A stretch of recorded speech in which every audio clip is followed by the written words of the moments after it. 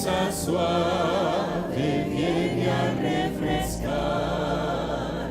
Te amo y proclamo por tu gran poder, cuán grande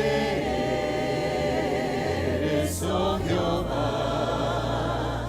Te exalto a ti con toda mi alma y ser. Grande eres tú, grande eres tú.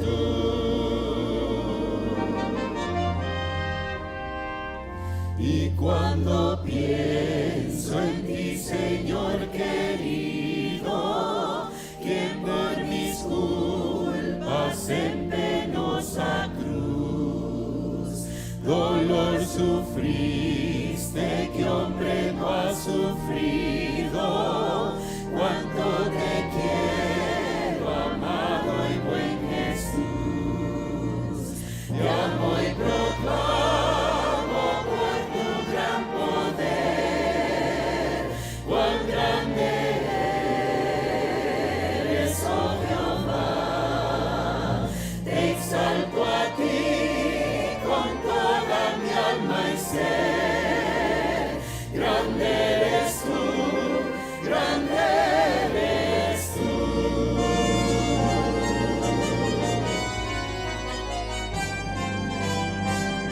Y cuando vengas en brillante gloria, me llevarás con gozo a mi hogar. Te alabaré por darme la victoria, tu gran poder y gloria he de cantar. Te amo y proclamo por tu gran poder, cuán grande eres, oh Jehová.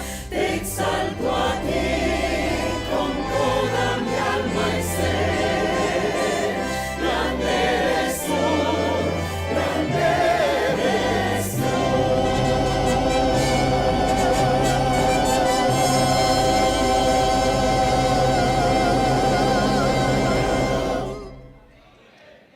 Bien, pueden tomar asiento.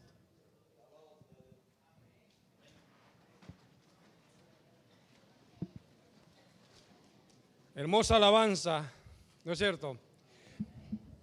Un anuncio. Si usted quiere el código QR para que tenga todo el material que el pastor ha estado predicando acá y predicó en la iglesia Amigos de Jesús, él lo estaba anunciando. Allá en la salita está nuestro hermano David, el muchacho que andaba acá grabando. A él se lo pueden pedir. ¿Ok?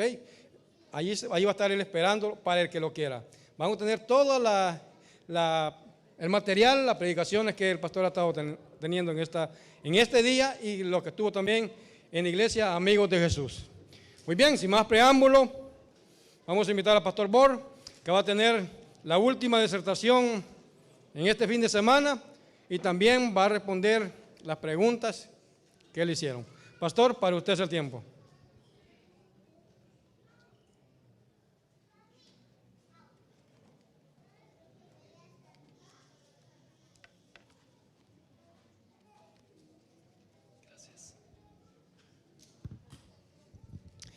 Bueno, tenemos pocas preguntas.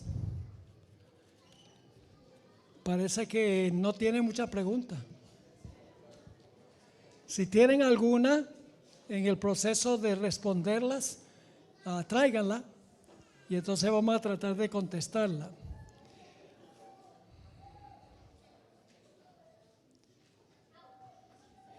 Ok, aquí hay una que surge muy a menudo. ¿Por qué la hermana White en ningún libro habla de tres en el cielo? Solo el Padre y Jesús. ¿Me puede ayudar en eso? Bueno, en realidad la Biblia menciona que hay tres. Cuando el Señor Jesucristo se bautizó, había tres. El Padre habló del cielo, el Espíritu Santo estaba descendiendo y Jesús estaba siendo bautizado. Son tres. En la fórmula bautismal aparecen también 3. Bautizamos en el nombre del Padre, del Hijo y del Espíritu Santo. La hermana White tiene una cita donde dice que hay un trío en el cielo, el trío celestial.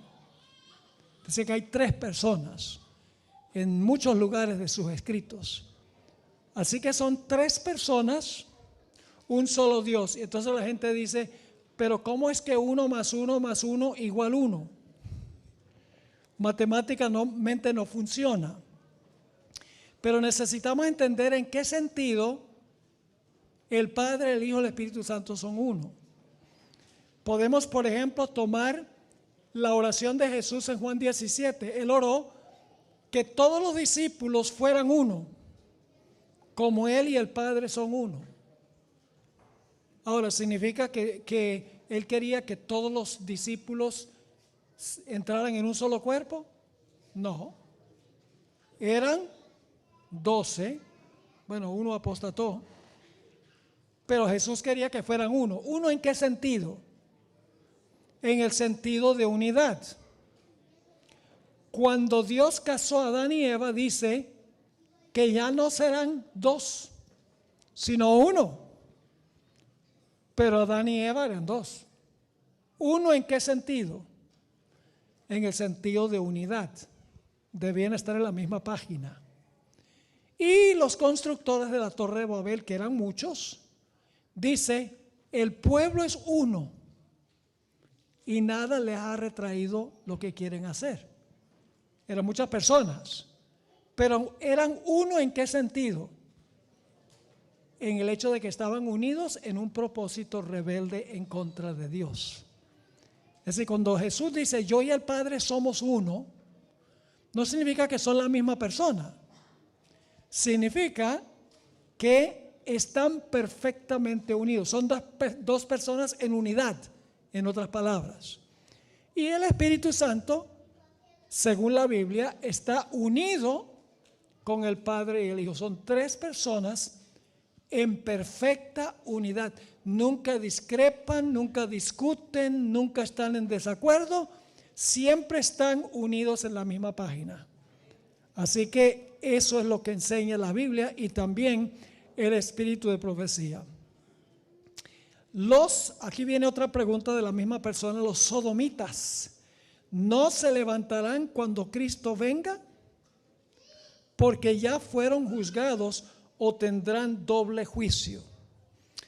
Es una buena pregunta y permítame mencionar el concepto bíblico del juicio. La Biblia enseña que antes que Cristo venga, solo los que alguna vez profesaron el nombre de Jesús serán juzgados. Solo los que profesaron a Jesús, no los impíos.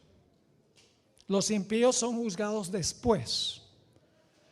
Ahora, ¿por qué es necesario juzgar a los que profesaron a Jesús antes de la segunda venida? Porque cuando Cristo venga, Él tiene que demostrar quién tiene derecho de llevárselos. ¿Correcto?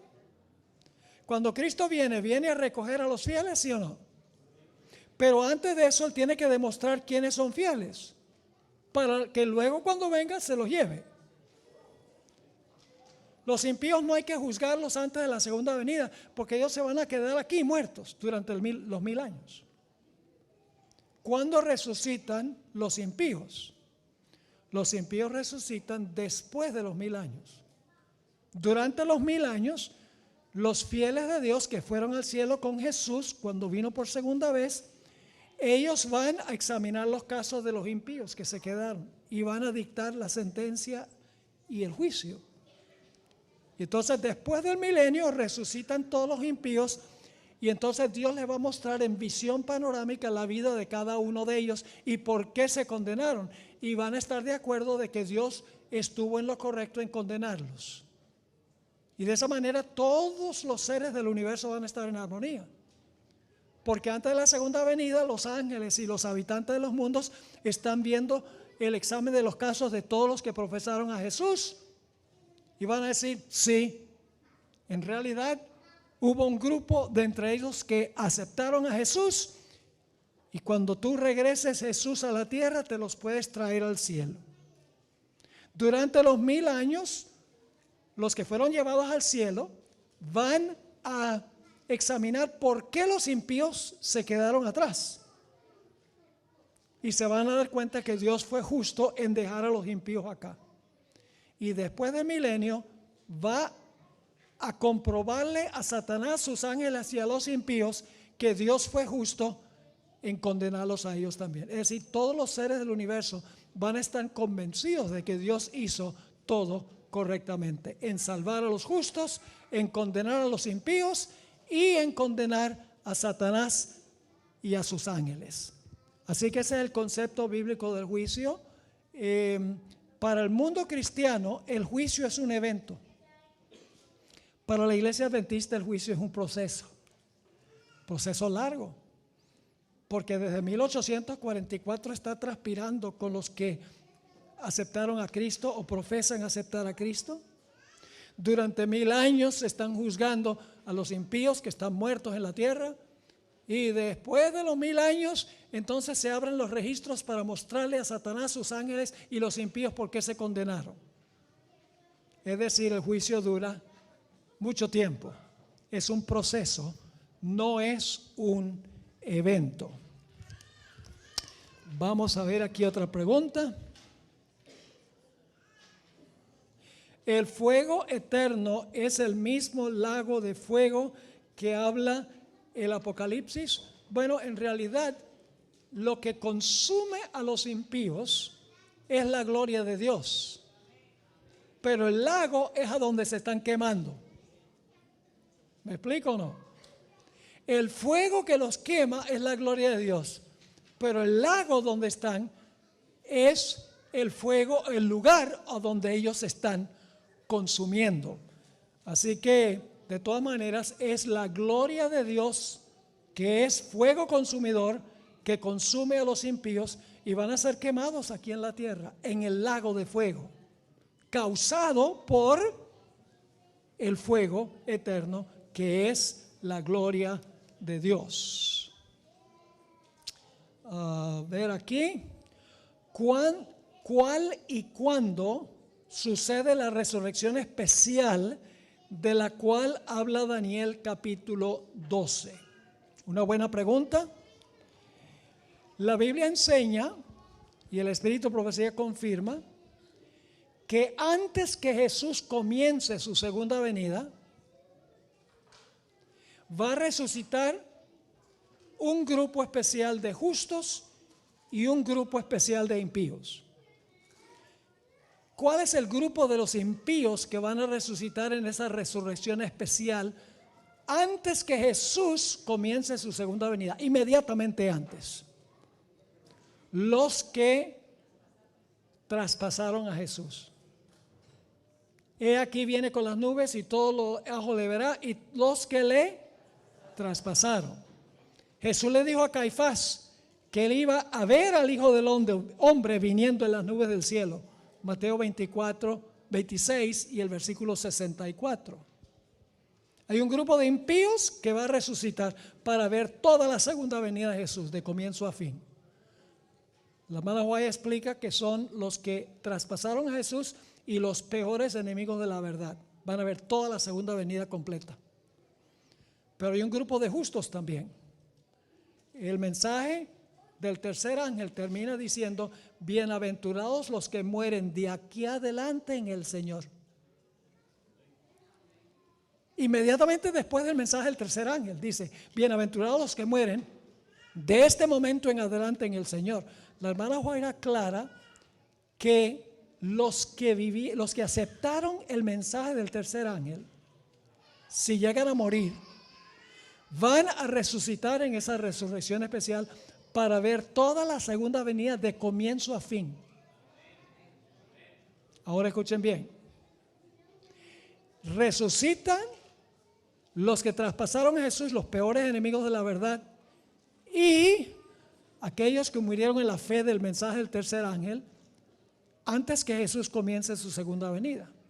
Al mismo momento que Dios libra a los vivos del decreto de muerte. Pueden leer esto en el Conflicto de los Siglos, páginas 693 a la 695.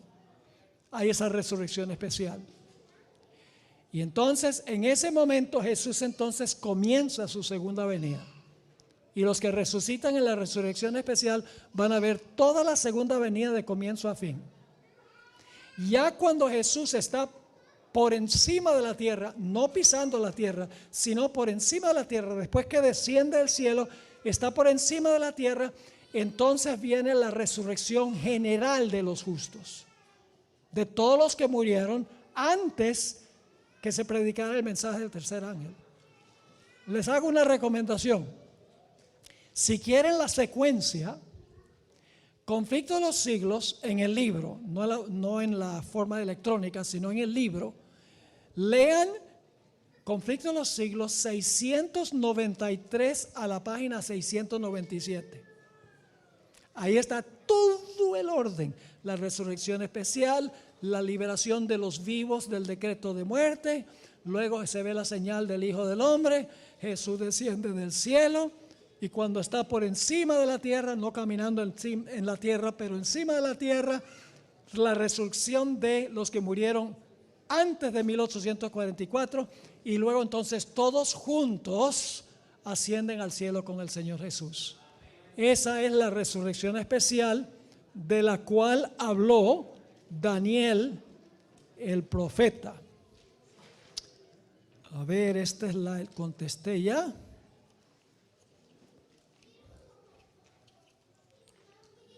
¿Vamos a ver a Dios Padre cara a cara como a Jesús? ¿O solo veremos su resplandor o gloria? Bueno, el Conflicto de los Siglos, página 734, parece indicar que vamos a ver al Padre y el Hijo. Dice, veremos al Padre y el Hijo sin velo que nos lo oculten. La razón por la cual no podemos ver a Dios ahora es ¿por qué razón? Porque somos pecadores, exactamente. Aquí se pregunta si Jesús va a venir antes del año 2031.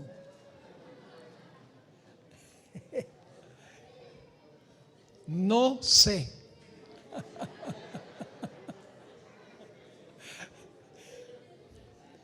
Algunos dicen, bueno, no sabemos el día ni la hora, pero podemos saber el año.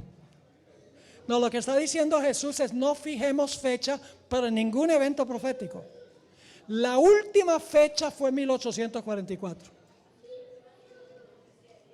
No hay más fecha después de 1844.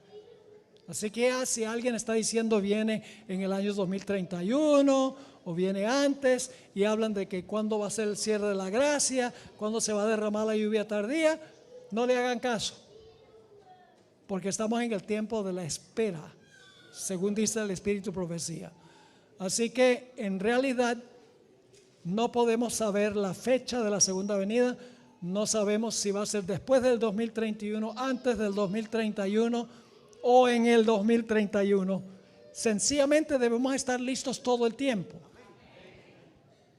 Porque como les mencioné en uno de los temas, la puerta de la gracia se va a cerrar para todo el mundo, pero cuando yo me muero ya la puerta cerró.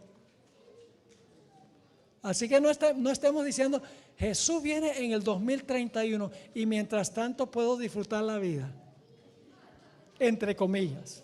No. Hay que estar listos a cada momento, a cada instante. Hay que estar listos. No fijemos fechas.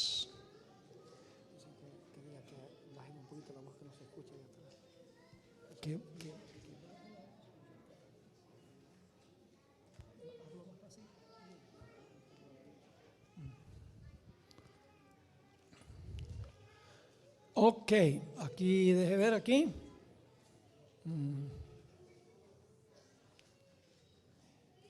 ¿Cuál parte de Daniel 12 necesitamos estudiar y entender? La hermana White dice que hay un mensaje en Daniel 8 y Daniel 12 que necesitamos entender. Pero no solamente Daniel 8 y Daniel 12. tenemos que entender todas las profecías, incluyendo Apocalipsis 17, que es un capítulo bien difícil de interpretar. Toda la Biblia tenemos nosotros que estudiarla, sin excepción, especialmente los libros proféticos.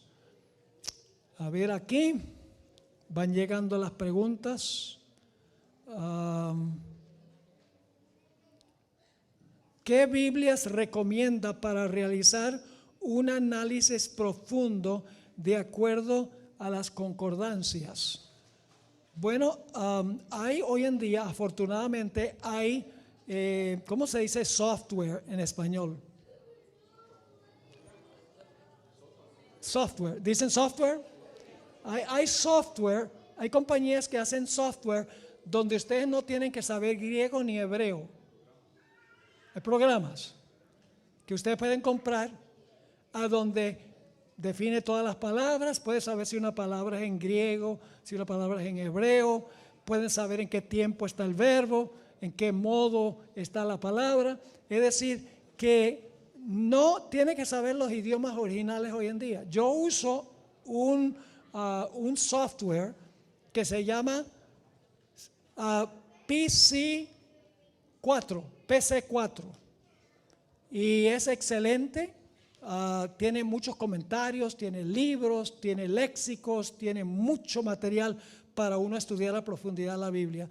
Pero no solamente, también algunas personas usan Logos. Tal vez han oído hablar de Logos. Ese es el rey de todos los software, porque tiene creo que miles de tomos para ayudarles en el estudio de la Biblia. Así que vayan a Google y pongan ayudas para estudiar la Biblia, y ahí van a conseguir muchas compañías que producen material para los que no conocen los idiomas originales para poder estudiar la Biblia. Los judíos que aceptan a Jesús pero no son adventistas, no creen en los escritos de Elena White, ¿serán salvos? Bueno, todo depende si conocieron y rechazaron. Habrá muchas personas en el cielo que nunca guardaron el sábado. ¿Saben eso? Muchas personas en el cielo que no guardaron el sábado. Y la gente dice, ¿cómo es eso, pastor? El pecado está en el que sabe hacer lo bueno y no lo hace. Santiago 4 y el versículo 17. Miren, lo importante es vivir de acuerdo a la verdad que conocemos, porque Dios sabe que si vivimos de acuerdo a la verdad que conocemos, vamos a vivir de acuerdo a luz adicional que nos da. Pero si no vivimos de acuerdo a la luz que tenemos, entonces Dios sabe que no vamos a obedecer si nos da más luz. Así que yo creo que habrá judíos que no guardan el sábado al final de la historia, porque algunos van a aceptar la ley dominical, créanlo o no. Y hay judíos que desconocen que Dios habló a través del linaje de White, con tal que no la rechacen, con tal que ellos estudien el espíritu de profecía, y si lo rechazan, entonces ya son responsables ante Dios por el rechazo que hacen. ¿Qué quiere decir los que simpatizan con los LGBTQ? O sea, no podemos tener amistad con alguien que es homosexual, no podemos hablar con ellos. Claro que pueden hablar con ellos, no hay ningún problema. El problema es estar de acuerdo con su estilo de vida. Yo pregunto, ¿Jesús tuvo una conversación con una mujer adúltera? Entonces Jesús hizo mal en hablar con la adúltera. No, hay que separar el pecado del pecador. Amamos al pecador. Podemos tener amigos que son homosexuales, pero ellos van a saber que nosotros no estamos de acuerdo con su estilo de vida. Una vez me invitaron para un programa de televisión en New Jersey, fue hace muchos años, Era un panel para discutir ciertos puntos, no recuerdo ni siquiera cuál era el tema. Pero yo mencioné al que estaba moderando el programa, no era adventista, tenía un sacerdote católico, o tenía un pastor protestante, tenía un judío, eran varios. Y entonces yo le dije al que estaba moderando el programa, le dije, Dios odia el pecado y ama al pecador. Y como que el hombre dice, ¿cómo es posible odiar el pecado y amar al pecador si el pecador está cometiendo el pecado? Entonces yo le di el siguiente ejemplo. Le dije, ¿usted tiene hijos? Sí, claro, tengo hijos. Le dije, ¿alguna vez sus hijos hacen cosas con las cuales usted no está de acuerdo? Me dijo, claro que sí. Le dije, y usted los odia por eso, ¿verdad? Me miró, bajó los lentes y me dijo, entiendo el punto que está tratando de hacer. Yo puedo amar a mis hijos si no estás de acuerdo con su conducta. ¿Entienden la ilustración? Debemos amar a los homosexuales, pero no debemos concordar con su conducta, que es antibíblica. En la historia de la boda, si Jesús es el novio y la novia la iglesia, ¿quiénes son los invitados? Esa es una excelente pregunta. Necesito explicarles este asunto. El cúmulo total de los creyentes es la novia. Todos los salvos, todos los que el juicio demuestran que son verdaderos creyentes, esa es la novia.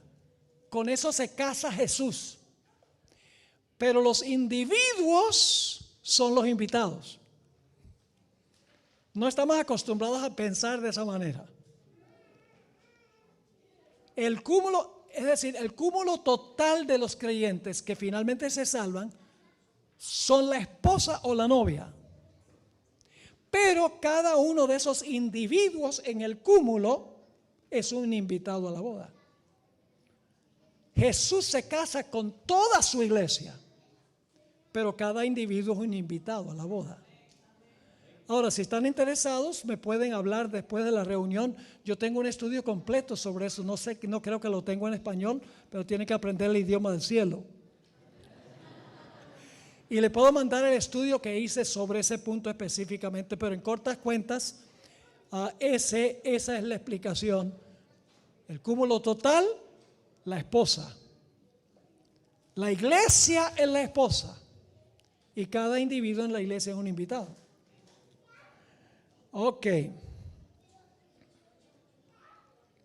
¿Qué sucede con las personas que se han casado más de 2 veces, pero que no tienen conocimiento del significado del matrimonio, aun cuando su separación, no entiendo esta palabra, no fue válidos, o sea, esta separación no fue válido ante Dios? Bueno, permítame decir primero que cuando uno se va a casar tiene que tener cuidado. Debe observar y no andar a ciegas, porque muchas veces pensamos, sí, tiene un defecto muy serio, pero yo lo convierto. Cuando vivamos en matrimonio, ese problema va a desaparecer. No va a desaparecer, sino que se va a empeorar. ¿Sí o no? Por eso hay que tener mucho cuidado. ¿Por qué Jesús dijo que la única razón válida para un divorcio es la infidelidad matrimonial? Porque Él quería que nosotros supiéramos que el matrimonio es algo muy serio y debemos tener mucho cuidado cuando nos casamos. Ahora, ¿qué sucede con una persona que se ha casado 2 veces y luego conoce el mensaje adventista? Se casó, se divorció 2 veces. ¿Qué sucede? Bueno, esa persona no conoció la pauta bíblica y por lo tanto tenemos que tomar eso en cuenta. Nuevamente, el pecado está en el que sabe hacer lo bueno y no lo hace. Así que debemos ser los últimos en condenar a alguien que no fue miembro de la iglesia adventista y que si fuera miembro, Dios esperaría más de esa persona que lo que espera de una persona que no conoce.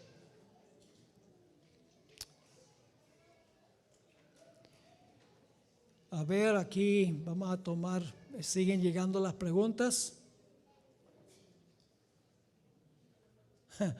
Si los fariseos y Pilato no hubieran matado a Jesús, ¿quién lo hubiera hecho?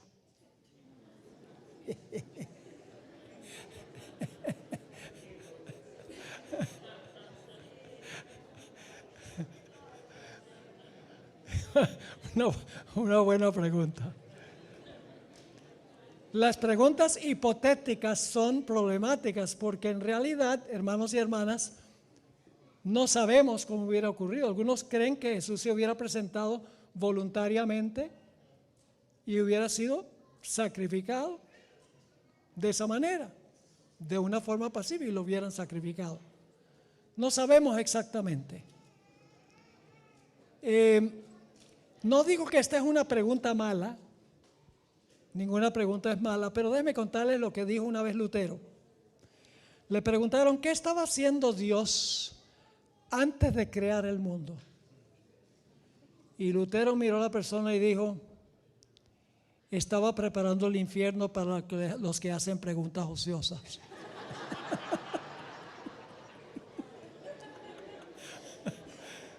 No digo que esta pregunta es ociosa, sencillamente estoy diciendo que a veces hacemos preguntas hipotéticas para las cuales no tenemos una respuesta directa. Jesús de alguna manera hubiera muerto por nuestros pecados.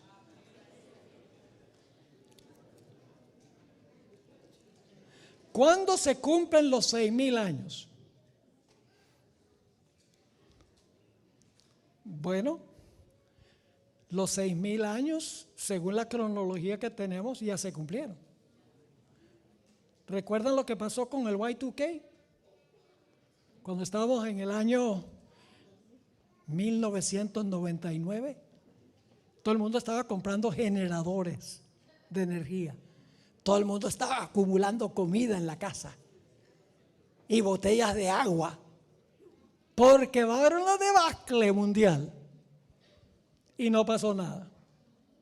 Hermanos y hermanas, no debemos nosotros tratar de calcular cuándo se cumplen los 6,000 años. Escuchen, la Biblia presenta un ciclo de 7 días, un ciclo de 7 años, el año sabático, un ciclo del jubileo, 49 años. Pero nunca la Biblia presenta un ciclo de 6,000 años y luego el milenio 7,000 en el cielo, como algunos creen. Es una conjetura. Parece ser razonable, pero Jesús dice que debemos estar todo el tiempo listos. No debemos esperar, bueno, vamos a calcular el año 6,000 porque Jesús viene el año 6,000 y luego viene el milenio. Los 1,000 años, 7,000. No nos metamos en eso. Caminemos con el Señor cada día. Eso es lo que Dios quiere. Aquí hay otra.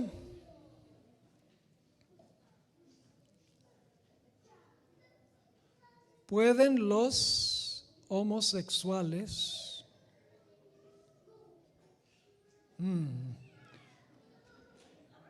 no leo jeroglíficos? Vamos a tener que conseguir un intérprete de esa pregunta, porque no entiendo la letra. Una persona, un miembro de la iglesia que se va y vuelve, se tiene que rebautizar. Si la persona fue borrada de la iglesia, sí, tiene que rebautizarse. Si la persona causó un escándalo público, debe rebautizarse. como testimonio ante la iglesia del arrepentimiento y para ser integrado oficialmente a la iglesia. Debe rebautizarse. Pero nunca he estado de acuerdo con las personas que se bautizan 3, 4, 5 veces. Porque ya se convierte casi en un juego. Tiene uno que tener mucho cuidado del rebautismo. Ahora, ¿qué sucede con las personas que no son adventistas, pero se bautizaron por inmersión en otra iglesia? ¿Deben rebautizarse? En la iglesia adventista hay lo que tenemos profesión de fe, que bautizamos a una persona que fue bautizada por inmersión, digamos en la iglesia bautista, la aceptamos por profesión de fe, aceptamos su bautismo por inmersión en otra iglesia. Yo les soy sincero, a mí no me gusta mucho la profesión de fe, porque siempre la persona se siente como que no pertenece. Yo trato de convencer a la gente de que se bautice, y les doy esta explicación. El bautismo significa dos cosas. En primer lugar, significa unión con Cristo, y en segundo lugar, unión con su iglesia que enseña la verdad. La Biblia dice eso. Entonces, cuando una persona se bautizó en otra iglesia, yo le digo, en su primer bautismo usted se unió con Jesús, porque me dicen, fue significativo para mí. Yo me bauticé y sentí que me uní con Jesús. Yo no puedo decir que eso no es así. Pero luego le explico, si usted se bautiza de nuevo en la iglesia adventista, no es por unirse a Jesús, sino es por unirse a la iglesia que enseña la verdad. Y la mayoría de las personas con las cuales yo he hablado aceptan bautizarse de nuevo porque dicen, bueno, yo cuando me bauticé por primera vez me uní con Jesús. Pero cuando uno le dice que el bautismo en la iglesia adventista es unirse con la iglesia que enseña la verdad, dice, entonces no hay ningún problema. Y se bautizan como resultado. ¿Por qué dice la gente que Apocalipsis 3:10 se refiere al rapto? Mucha gente entiende mal, pero yo creo que todos estarán aquí durante la gran tribulación. Sí, todos van a estar aquí durante la gran tribulación. No va a haber ningún rapto de la iglesia antes de la segunda venida. 7 años antes no van a ir los fieles al cielo y los que son infieles se van a quedar acá. No, esa doctrina no es bíblica. ¿Qué es lo que dice? ¿Alguien quiere leer Apocalipsis el capítulo 3 y el versículo 10? Para la premura del tiempo no buscarlo en mi computadora porque ahí es que tengo la Biblia. Apocalipsis 3 y el versículo 10. ¿Lo tiene, hermano? Léalo. 3:10.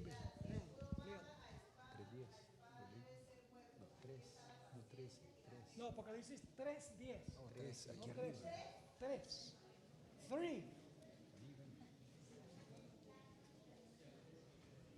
¿Lo tiene, hermano? Léalo bien duro. 3:10. Por cuanto has guardado la palabra de mi paciencia, yo también te guardaré de la hora de la prueba que ha de venir sobre el mundo entero para probar a los que moran sobre la tierra. Ok, ahí dice, te guardaré de la prueba. Eso se puede interpretar de dos maneras. Te guardaré de la prueba sacándote del mundo, o te guardaré de la prueba estando en el mundo. A la luz de todo lo que dice la Biblia, eso sencillamente significa que durante la tribulación Dios va a guardar y a proteger a los fieles. Es lo que dice el Salmo 91. El ángel de Jehová acampa alrededor de los que le temen y los defiende, ¿sí o no? Sí, el Salmo 34 y el versículo 7. Dios no va a sacar a su pueblo de la tribulación, sino que lo va a guardar en la tribulación. Es decir, lo va a proteger, lo va a cuidar durante la tribulación. Se va a levantar Jesús, Miguel, quien está por los hijos de tu pueblo, y va a proteger a su pueblo. La doctrina del rapto no tiene absolutamente ninguna base bíblica ¿Y saben por qué Satanás inventa la idea del rapto? Porque él quiere que los cristianos piensen que se van a ir al cielo antes de la gran tribulación. Y cuando eso no suceda, se van a encontrar en medio de la tribulación y no van a estar listos para pasar por la tribulación. Porque nunca pensaron que iban a pasar.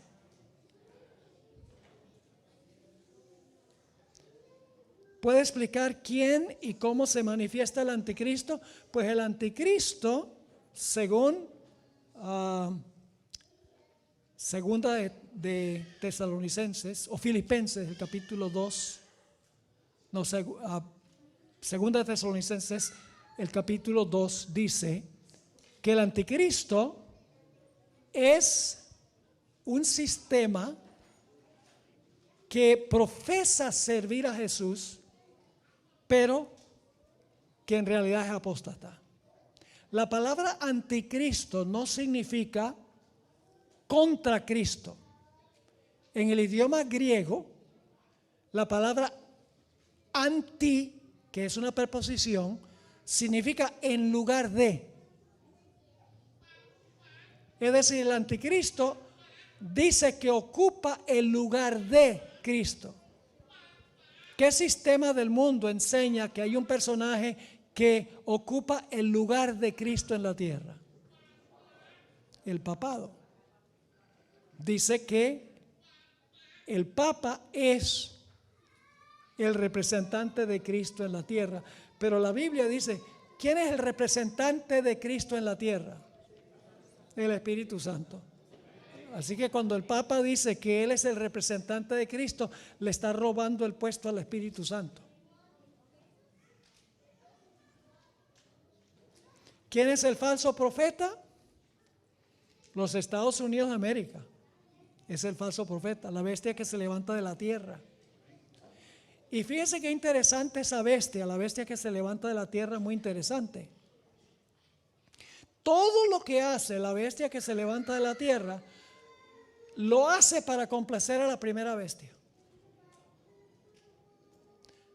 Hace una imagen de la primera bestia. Manda a todos a que adoren a la primera bestia. Opera por la autoridad de la primera bestia. Todo lo hace en presencia de la primera bestia. Impone la marca de la primera bestia. Ahora, esa bestia que se levanta de la tierra, el falso profeta de los Estados Unidos, ¿qué va a hacer los Estados Unidos? Le va a devolver el poder al papado, haciendo una imagen del papado. ¿Saben lo que es papado? ¿Saben lo que es el papado? No es lo mismo que la Iglesia Católica. El papado y la Iglesia Católica son dos cosas distintas. Yo pregunto, ¿quién recibió la herida mortal? ¿El papado o la Iglesia Católica? El papado. Y usted dice, ¿qué es el papado?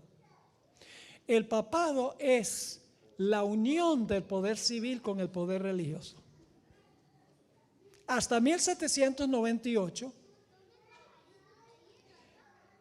el Papa no solo era representante religioso de la Iglesia, sino que era representante de un poder civil, la Iglesia y el Estado. Lo que pasó en 1798 fue que el poder civil le fue quitado. Esa es la herida mortal. Ya no podía usar a los gobiernos para perseguir, porque los gobiernos se revolcaron, dijeron ya no más. Yo pregunto, ¿en 1798 dejó de funcionar la Iglesia Católica? No. ¿Se cerraron todas las iglesias de la Iglesia Católica? ¿La gente todavía llevaba a sus bebés para bautizarlos? ¿Todavía iba al confesionario? ¿Sí? ¿Todavía iban a comulgar? ¿Sí? La iglesia continuó funcionando, pero la herida mortal es que el poder civil le fue quitado. Ya no podía usar los gobiernos para perseguir. Entonces, ¿qué significa la sanación de la herida? Si la herida mortal es que se le quita el poder civil, ¿cómo se sana la herida?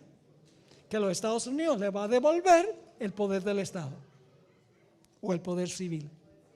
Esa es la herida mortal. Bueno, yo no sé hasta cuándo debemos seguir esto. porque hay un último tema. ¿Quieren escuchar el último tema? Por lo menos la mitad de la gente quiere. Este mismo sobre el falso profeta. A ver, aquí vamos a ver tal vez unos poquitos más. Este tiene que ver con el anticristo, ya contestamos ese. ¿Cuánto tiempo durará el proceso del juicio? Ya contestamos eso, ¿verdad? ¿Cuánto tiempo va a durar el proceso del juicio? A ver si aprendieron bien. ¿Cuánto tiempo va a durar? ¿La segunda venida es el juicio? No. Hay que hacer un juicio para ver quién se puede llevar a Jesús. Eso pasa antes de la segunda venida. Es el juicio investigador de los justos. Y luego durante el milenio, el juicio de los impíos, por parte de los fieles. Y después del milenio, el juicio de Satanás, sus ángeles y los impíos, para que ellos vean la justicia de su sentencia. Es decir, que el juicio es un proceso que dura largo tiempo. Y tiene 3 etapas. Y cada etapa tiene 3 pasos. Investigación, sentencia y ejecución de la sentencia, igual que el sistema judicial de los Estados Unidos. No de todos los países, dicho sea de paso, porque algunos países son autócratas. ¿Quiénes son los 144,000 del libro de Apocalipsis? Son los que van a estar vivos durante el tiempo de angustia. Van a estar vivos durante el tiempo de angustia después que se cierre la puerta de la gracia. Van a tener un carácter estelar. Pueden leer en cuanto al carácter en Apocalipsis 14. Esos son los que van a vivir durante el tiempo de angustia después de cerrarse la puerta de la gracia. Van a vivir una vida completamente victoriosa sobre el pecado. Ahora la gente siempre quiere saber si el número es literal o simbólico. Yo creo que es simbólico, pero ese no es el punto importante. El punto importante es que si estamos vivos tengamos el carácter de los 144,000. Eso es lo importante, tener el carácter de ellos. Ya sabremos quiénes son individualmente. Cuando venga el tiempo de angustia, ya lo sabremos.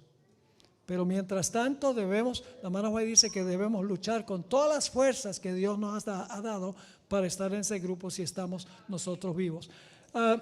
Surge otra pregunta que no tengo una respuesta. ¿Dónde estaba Daniel cuando echaron a sus amigos al horno de fuego? No sé. Hay que preguntarle a Martín Lutero.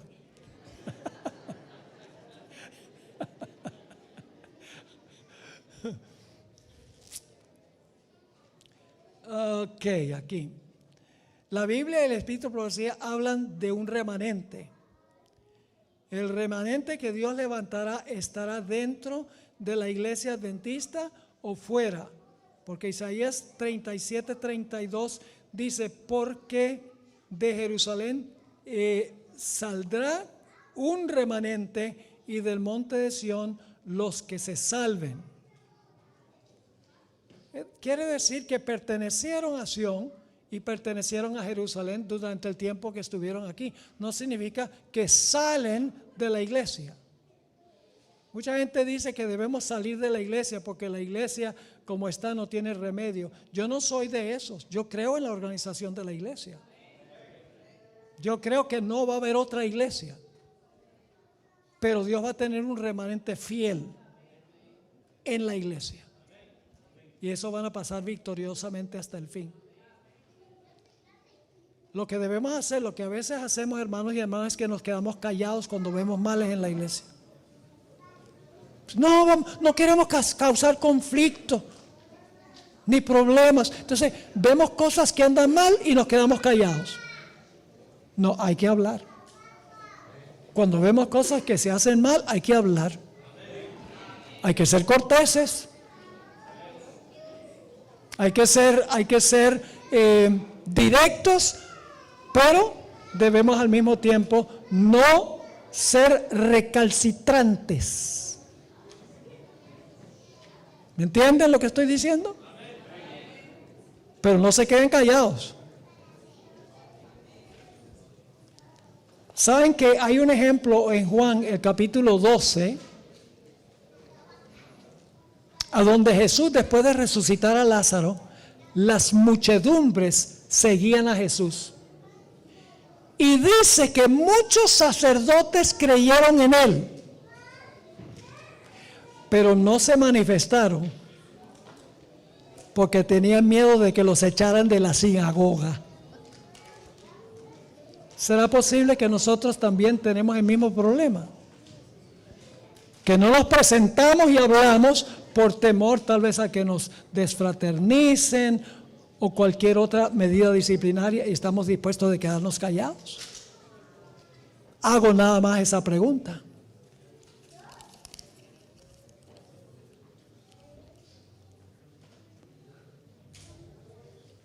¿Quieres saber si los 70 ancianos en el antiguo Israel tienen relación simbólica con los 24 ancianos de Apocalipsis? No he encontrado yo ninguna conexión entre el número 70 y el número 24. Deje ver. ¿Existe el infierno literal? Todavía no. Pero existirá. ¿Quién es el anticristo? Ya lo contesté. Es un sistema que profesa ocupar el lugar de Cristo, pero en realidad es un sistema apóstata. ¿Es la ley dominical la última señal del fin de los tiempos? Es la última señal de que pronto está por cerrarse la puerta de la gracia y que debemos es la última oportunidad de escapar de las ciudades.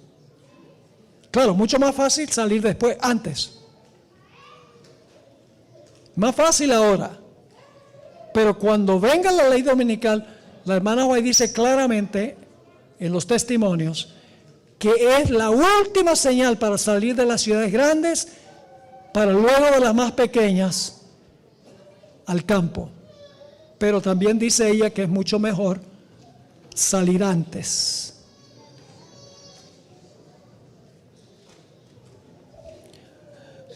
Quería saber si Isaías 45:7 dice que Dios crea la adversidad. Recuerden, esta mañana estudiamos de que lo que Dios permite se le atribuye a Dios, aunque Él no lo hizo. ¿Quién crea la adversidad? Satanás. ¿Pero Dios lo permite? Dios lo permite. Es decir, lo que la Biblia le atribuye a Dios es porque Dios permite que Satanás lo haga. Ese es el punto que debemos recordar, y mencioné el ejemplo de Job esta mañana.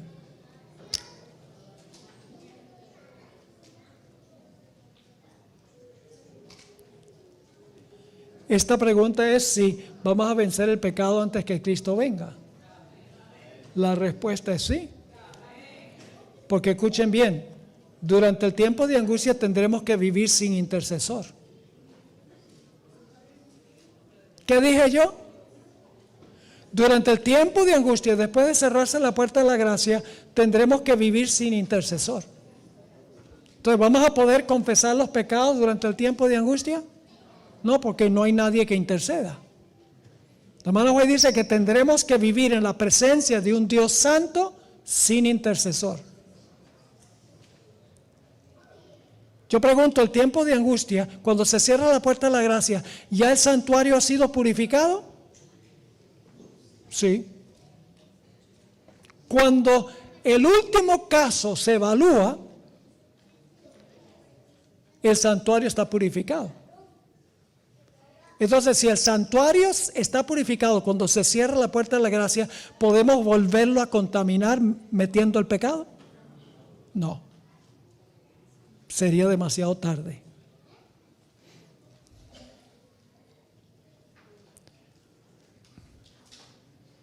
¿Por qué, si Pablo dice que las mujeres deben cubrir su cabeza incluso para orar, por qué en la iglesia no promueven eso? Sencillamente porque el apóstol Pablo dice que el cabello es el velo. Y puede usar velo también. Pero escuchen bien ahora. El principio allí es, si ustedes leen 1 Corintios 11, el principio allí es que la mujer cubre su cabeza como señal de sumisión al hombre como a la cabeza. Ahora, hoy en día las mujeres no usan velo. Yo recuerdo los tiempos cuando las mujeres iban a la iglesia católica con velo. ¿Recuerdan esos días? Y todavía uno ve a algunas viejitas a veces que entran a la iglesia católica con el velo. Ahora, hoy en día no usamos el mismo método para mostrar que el hombre es la cabeza y la mujer se sujeta a la autoridad del varón. Puede ser que usemos otro método para indicar eso, que no sea el velo. Déjenme darles una ilustración. Cuando nosotros tenemos un montón de libros en una mesa, ¿a dónde debe ir la Biblia? ¿Abajo o arriba? Claro, todo el mundo dice arriba. Y una vez fui a la casa de un anciano de una iglesia, tenía un montón de libros y la Biblia estaba abajo. Y me fastidié. Y le dije, hermano, ¿no sabe usted que la Biblia debe estar encima de todos los demás libros? Y me dijo, ¿por qué? Yo dije, porque la Biblia está por encima de todo conocimiento. Y él me dijo, sí, pero la Biblia es el fundamento de todo conocimiento.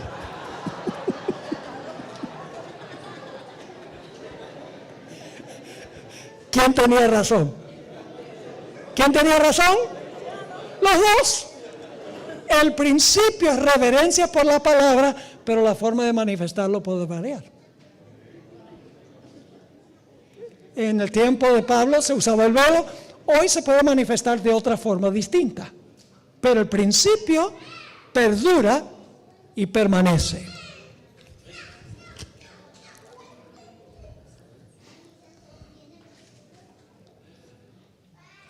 Ok. ¿En qué sentido habla el salmista David en el Salmo 150? Algunas personas lo toman literal y lo usan para decir que podemos escuchar música de cualquier tipo de instrumento y no importa el ritmo. El Salmo 150 habla de usar instrumentos musicales en el servicio.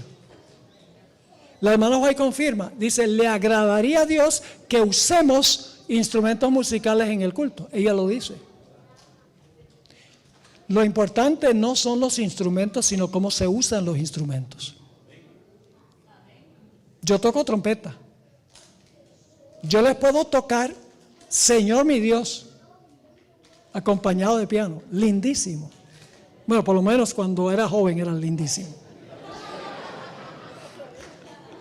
Ahora de vez en cuando se me sale un gallo.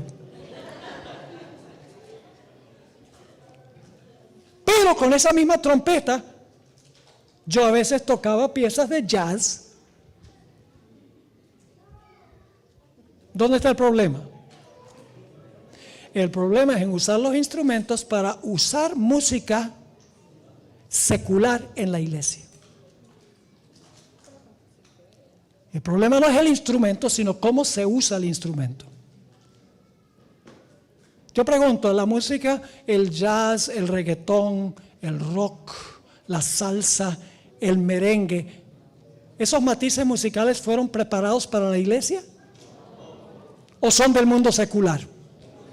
Son para el baile. Entonces, ¿cómo vamos a tomar esos estilos musicales que fueron hechos para el mundo? Le adjuntamos unas palabras religiosas y se las ofrecemos a Dios. No. La música de la iglesia tiene que ser distinta que la iglesia del mundo, que la música del mundo. Cuando venga Jesús, ¿cuántos días nos llevaremos para llegar al cielo? 7, dicen primeros escritos. Ahora, podríamos llegar instantáneamente, porque Daniel estaba orando una vez y antes que terminara la oración ya Gabriel había llegado. Es viaje a una velocidad que no podemos concebir. Tenemos dos más. Se va a salvar a algunos niños sin padres. Si mueren al nacer, ¿qué va a pasar con esos niños? La hermana White dice dos cosas. En primer lugar, dice que infantes serán llevados a los brazos de su madre. Y en otra parte dice, vi bebés que no tenían madres allí.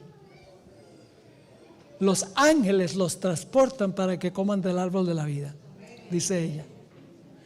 Así que no sabemos qué clase de madre es. Sabemos que si la madre no está allí, no se salvó. Pero el bebé se salvó. Y dice, ¿cómo es posible si el bebé nació pecador? No, no nació pecador, nació con una naturaleza pecaminosa. Pero solamente cuando peca a sabiendas, Dios lo tiene por responsable. Última pregunta. La misma de antes. ¿Quién es el falso profeta? ¿Y quién es el anticristo? Bueno, gracias por las excelentes preguntas.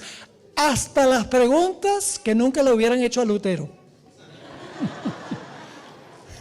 Les conté esa historia nada más de broma, pero Lutero sí dijo eso. Hay muchas preguntas para las cuales no sabremos la respuesta sino hasta que lleguemos al cielo, y hay preguntas que ni siquiera en el cielo vamos a tener respuestas, porque son misterios. Sencillamente aceptamos que Dios es bueno, que lo que Dios determina es bueno, y nos conformamos, porque confiamos en Él y le amamos a Él. Bueno, ahora no sé si vamos a tal vez a cantar algo para relajar a la gente, en el sentido correcto de la palabra relajo. Y entonces vamos a tener nuestro último tema.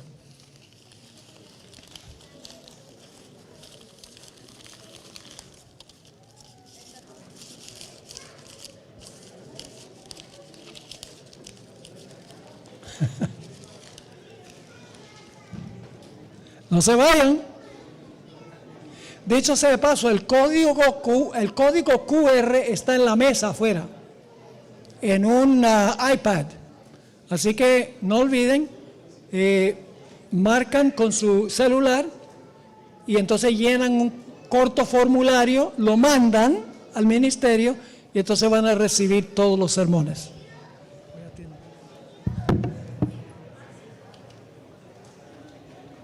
Vamos a estar en pie para descansar un poco la posición, para estirarnos un poquito.